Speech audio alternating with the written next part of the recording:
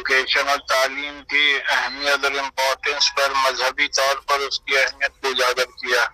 جی سر.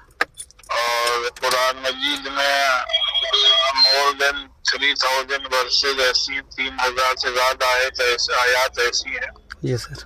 جن کا کہ تعلق تعلیم سے ہے، اور نہ صرف یہ کہ تعلیم سے ہے بلکہ سائنس اور ریسرچ سے ہے. جی سر.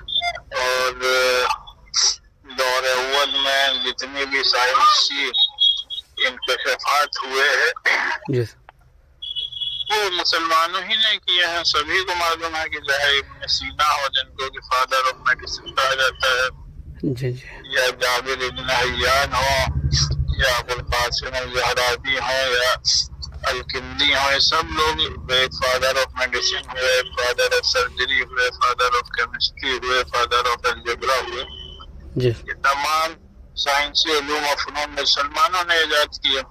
جی. یہ جو آپ بات کر رہے ہیں سر، یہ 13 سینچری کی ہے سر. اس وقت اگر گوگل آج بھی کریں گے تو سب سے زیادہ ہائر کمیونٹی کون سی تھی ایجوکیشن میں، تو مسلمان دکھاتا ہے 13 سینچری ہے. لیکن دور حاضر کا جو سچائی ہے، کنڈو کمیٹی، اس سے پہلے سچر کمیٹی، ابھی یہ ہائر ایجوکیشن میں جو ڈاٹا آیا ہے پریکٹیکلی طور پر اب جو ہے اس کے ذمہ دار کون ہے؟ کہیں تو ایک جگہ علماء اکرام اور سیاستدان، اور جو یہ کیونکہ جب تک ہم ایک پارٹی کو ہم اپنے مقدر کے فیصلہ کرنے کے بولتے آئے ہیں سر، لیکن اس کا انجام کیا ہوا ہے؟ صرف ایک اختیار کی دعوت تک محدود ہو گئے ہیں.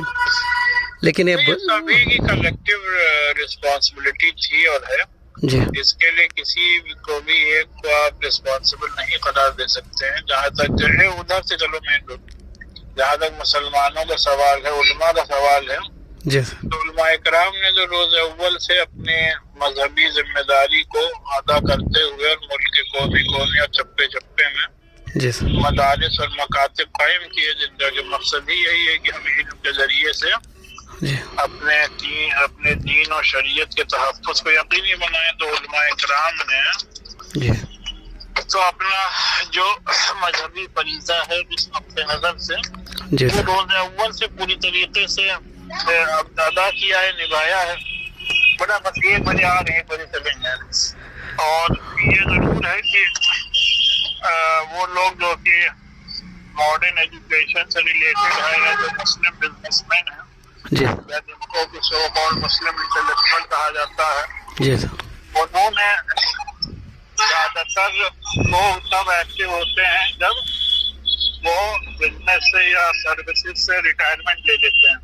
جی سر. جبکہ علماء روز اول سے ہی اس لائن میں لگے ہوئے ہیں اور آج بھی لگے ہوئے ہیں بہرحال. لیکن اب جہاں تک سیاسی پارٹیوں کا تعلق ہے، جی سیاسی پارٹیاں تو اپنے ظاہر بات مفادی کے لیے کام کرتی ہیں، چاہے تو ان کو فائدہ ہوتا ہے اسی چیز کو وہ اڈاپٹ کرتی ہیں. کہیں نہ کہیں مسلمانوں کو تعلیم سے دور رکھنے میں ان کا فائدہ زیادہ تھا، اچھا. انہوں نے اس کو اڈاپٹ کیا. ہاں لیکن اپنی جو کلیکٹیو رسپانسبلٹی ہے ایز اے سوسائٹی، ہاں سر. وہ ہم لوگ اگر آج بھی ادا کرنے لگے ہاں تو آپ دیکھیں گے کہ بڑے پیمانے پر تعلیمی انقلاب آ سکتا ہے. بابری مسجد کی شہادت کے بعد سے جی سر. اپنے ملک میں حقیقت یہ ہے جی کہ مسلمانوں نے اپنا انٹرسپیکشن کیا، اپنا تجزیہ کیا، جی اور ہم اس نتیجے پر پہنچے کہ بھائی اگر اپنے ملک میں مسلمانوں کو ایک باعزت زندگی گزارنی ہے جی اور اپنا آئینی حقوق حاصل کرنے ہیں، تو اس کا ایک راستہ واحد یہ ہے کہ ہم اپنے بچوں کو بہتر سے بہتر ماڈرن ایجوکیشن وتھ اسلامی تعلیم کو انشور کریں. اور اس کے لیے اگر آپ دیکھیں گے تو ساؤتھ میں تو پہلے سے تھا، لیکن نارتھ انڈیا میں جی اس کے بعد سے بہت تیزی سے اسکول، کالجز اور یونیورسٹیز تک وجود میں آئی ہیں. جی اگر آپ لکھنؤ میں دیکھیں گے تو انٹیگرل پوری یونیورسٹی سی تحریک سے وجود میں آئی ہے. نہیں ہو رہا ہے سر، لیکن میرا یہ ہائر ایجوکیشن پہ سوال تھا سر، کیونکہ وہ 12ویں کلاس تک 10th जमात तक पढ़ते हैं, लेकिन उसके बाद में यूनिवर्सिटी में बहुत तकरीबन एक ही यूनिवर्सिटी का, अगर मैं कर्नाटक की बात करूँ या इधर हमारे साउथ की बात करूँ, तो 1,39,000 से ज़ायद बच्चे महरूम हुए हैं सर, इसी 2021 से 2022 तक। तो मैं ये पूछना चाह रहा था, जंग आज़ादी में रेशमी रुमाल की जो तहरीक उलमा इकराम ने फतवा देकर जो जिस तरीके से जंग आज़ादी में उलमा इकराम सफ़े अव्वल पे थे सर, इसी तरीके से ये दौर हाजिर को तकाज़े को समझते हुए आप उलमा इकराम ये पॉलिटिशियन से भरोसा करते बैठने के बजाय उलमा इकराम एक प्लेटफॉर्म पे आकर तालीमी इनकलाब लाने के लिए कुछ पहल कर सकते हैं, उम्मीद कर सकते हैं क्या सर? क्योंकि आपकी अपनी बहुत बड़ी ताकत है सर, इनफरादी तौर पर भी। यकीनी तौर पर जैसा आपने फरमाया कि आज़ादी से लेकर आज तक और आज़ादी से पहले भी जितनी भी तहरीकें चली हैं उनको लीड उलमा ही ने किया है। और ये वक्त की ज़रूरत से जो भी फिगर्स हैं जो आपने पेश किए या और जो पब्लिक डोमेन में मौजूद हैं, यस, वो सभी के सामने उसको देख करके, उसको सामने रख करके मुल्की पैमाने पर मॉडर्न एजुकेशन खासकर प्रोफेशनल तालीम के लिए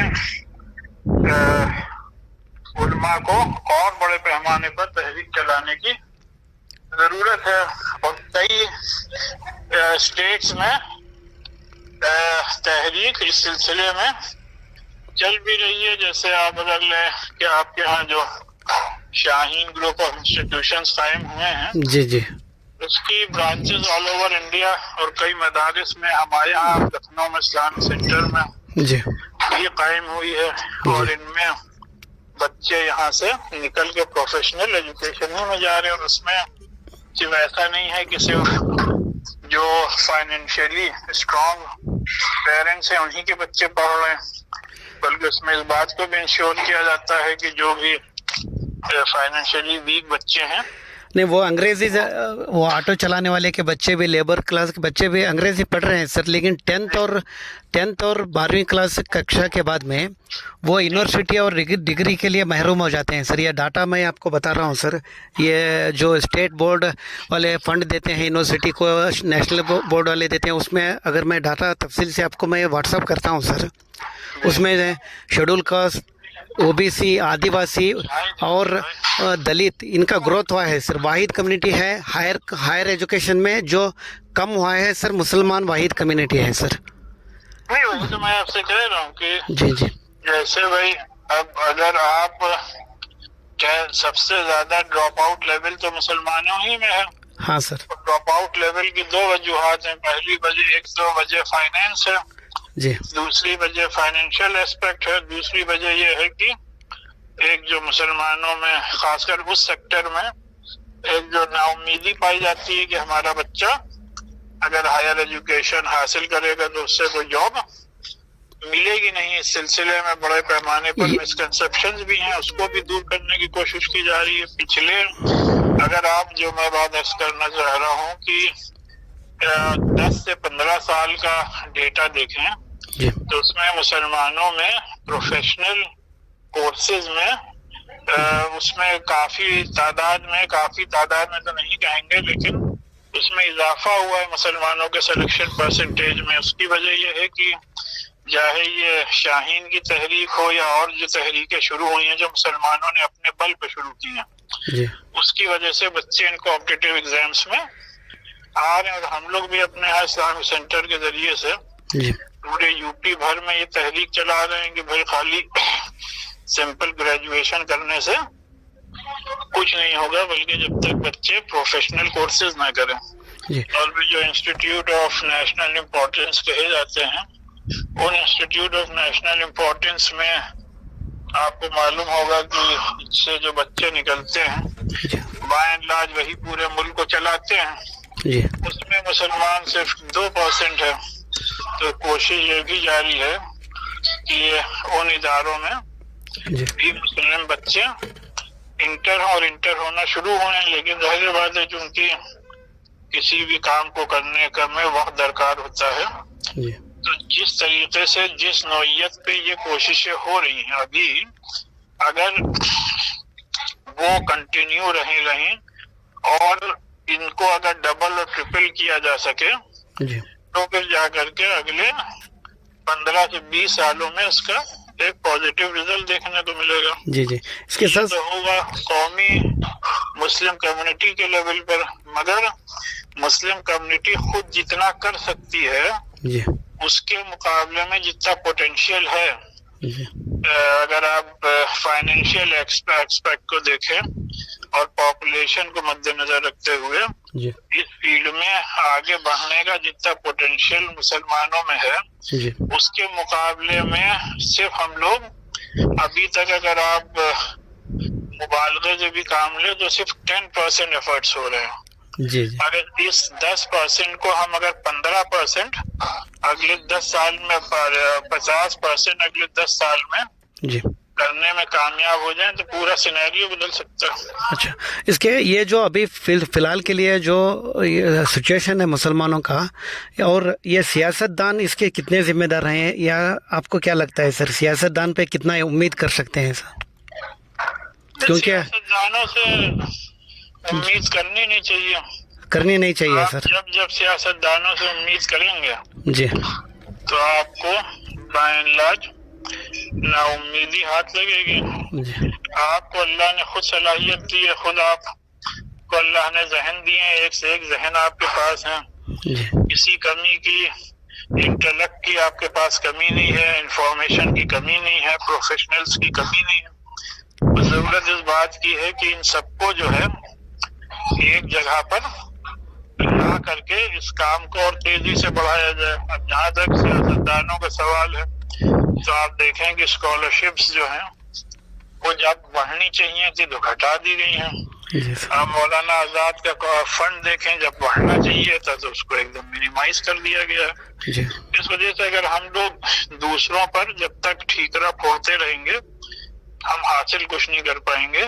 वही एनर्जीज हम खुद अपने एफर्ट्स में लगाएं तो हम समझते हैं कि इसमें कम वक्त में बेहतर और बाइज्जत और बावकार रिजल्ट हासिल हो सकते हैं। ओके, इसके साथ साथ और एक सवाल था सर, एक आखिरी सवाल।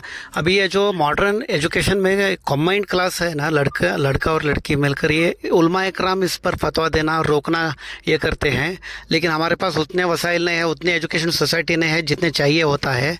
लेकिन इस पर किस तरह मैनेज कर सकते हैं, इस पर क्या राय है सर? क्योंकि ये हकीकत है कि कॉलेजेस और यूनिवर्सिटीज का जो माहौल है जी वो बाय एंड लार्ज बहुत हद तक बहुत खराब होता जा रहा है, और लेकिन उसको सिर्फ सामने रख करके आप अपने बच्चों को तालीम हासिल करने से नहीं रोक सकते हैं।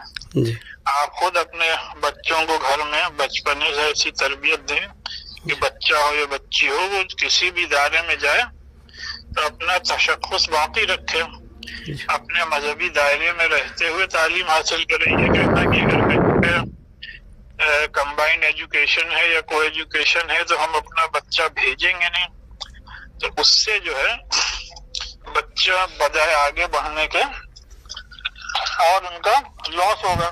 जी जी हाँ, आप अपने इदारे अलग अलग कायम करें, लड़कियों के लिए अलग, लड़कों के अलग, लेकिन इदारा कायम करना कोई बच्चों का खेल तो है नहीं। और ना इदारा कायम करते ही आप एक इतना अच्छा स्टैंडर्ड मेंटेन कर लेंगे कि फ्रॉम डे 1 बच्चों का सिलेक्शन शुरू हो जाएगा।